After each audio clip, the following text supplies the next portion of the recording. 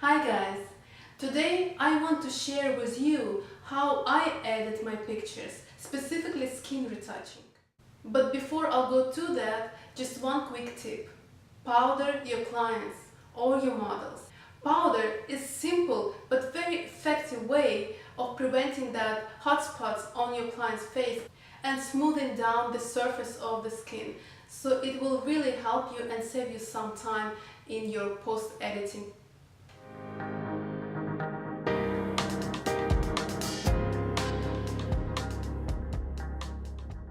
Now, if you don't know what frequency separation is, there's lots of tutorials here on YouTube. Basically, it's a skin editing technique. You separate image on the color and the texture and edit them separately. I used to use frequency separation for quite some time, but I had a few issues with it. And issue number one is if you feel that you overdid something and you want to go back, you cannot actually use the razor tool because those layers are already filled with color or texture, so you will be erasing part of the layer. So of course there is a way to go around that. You can create a backup layers, but I felt that it's a bit too complicated because if you will going to use the backup layer, you will lose all the work that you create on the original one. The other issue that I had with frequency separation method is that I didn't feel that it's flexible enough. For the reason is a lot of time when you actually apply this method, the image comes too perfect. And of course you can lower the opacity on frequency separation. But here's the thing, what if you want certain areas be as edited as you did and other areas don't, so then you have to create a mask layer, and again it's too complicated. Now this technique resembles frequency separation in terms of I will be editing first skin texture and then the color, but I will going to do it in a different way, simpler and easier. And the last point that I want to mention, this is the first time I'm creating a tutorial and it was harder than I thought. It took me 3 attempts to create this tutorial, and the one that you're going to see is the third one. It turned out a little bit bumpy, so please forgive me that. And the last, please subscribe, this is a new channel, it will help me a lot. And thumbs up if you find this technique useful. If you have some tips for me, please do comment down below, and let's go to the tutorial. Okay, let's get started. First, what I'm going to do, I'm going to duplicate background layer. I want to save background layer original so I can always use it as reference and I can always go back if I need to. And I would suggest you to do the same. Now I'll just create a new layer and then I'm going to create one more new layer. This time the mode, I'm going to choose soft light and make sure to check the box fill with soft light neutral color, 50% gray, 100% opacity. Great. Okay. First empty layer I'm going to name texture.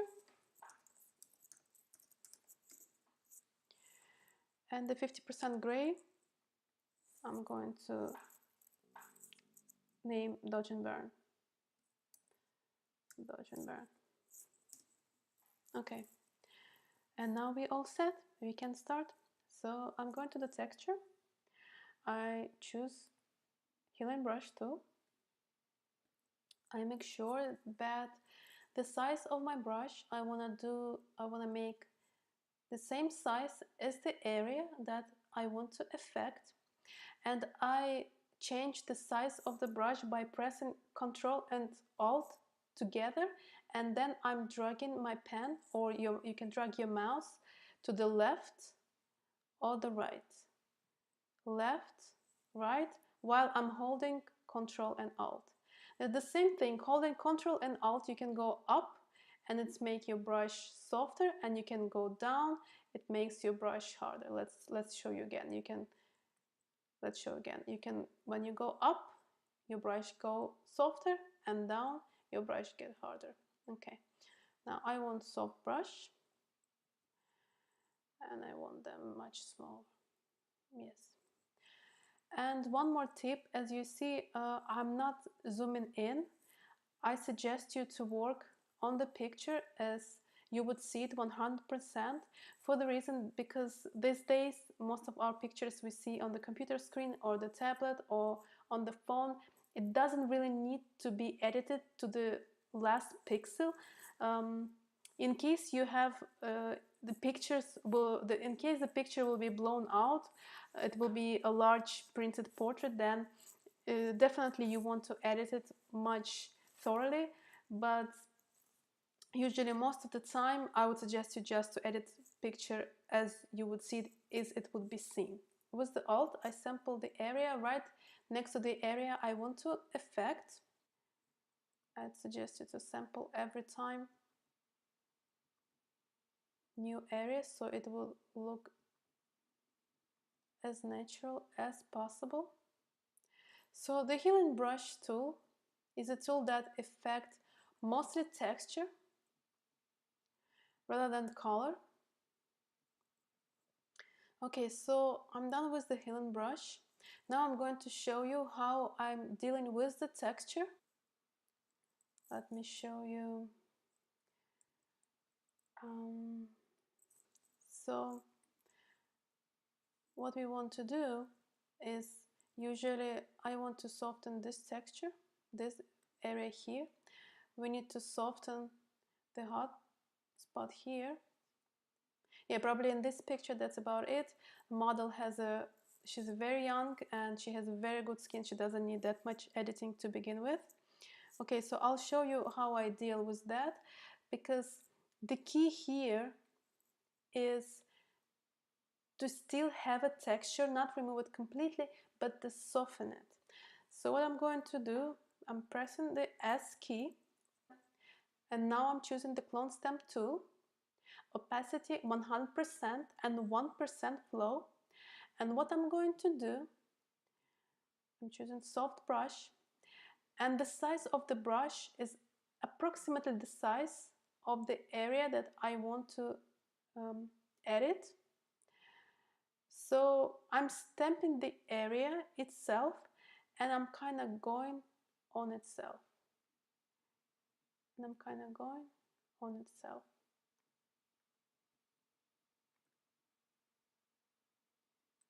So what you see now, let me show you. Now we still have the texture, we still have that highlight, we didn't lose it, but it's much softer. The same thing I'm going to do here. And for this area,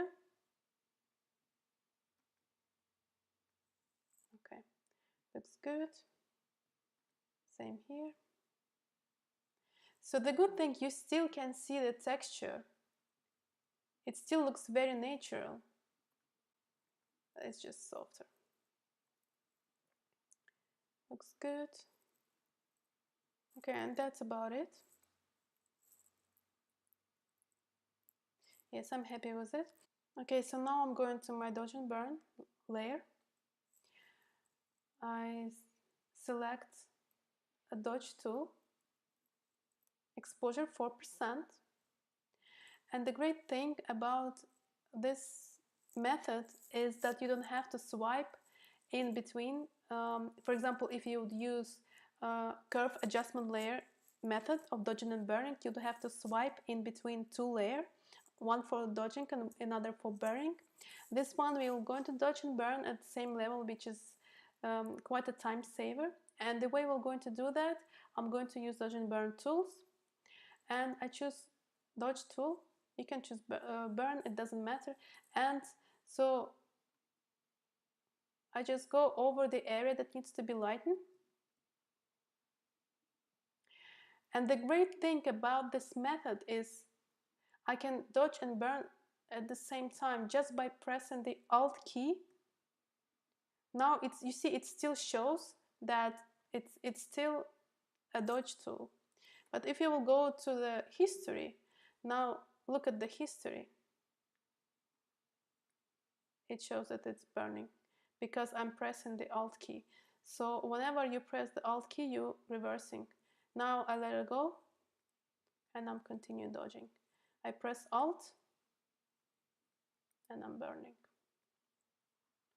And I would also suggest you to choose the brush size according to the area that needs to be lightened or darkened. And again, there's really not that much work here because model, she's very young and she has very good skin. It's not much dodging and burning here.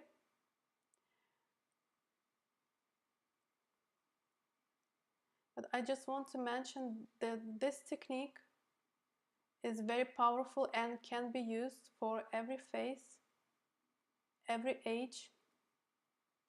And the great thing about it that it's very flexible. So at every time you just can go back. If you need to fix a texture, you can go fix a texture.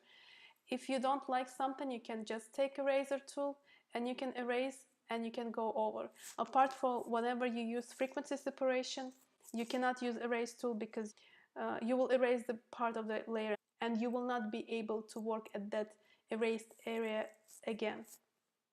So this one is very flexible and you never get your progress lost. So now basically what I'm going to do in Dodge and Burn is, the idea is to smooth the transition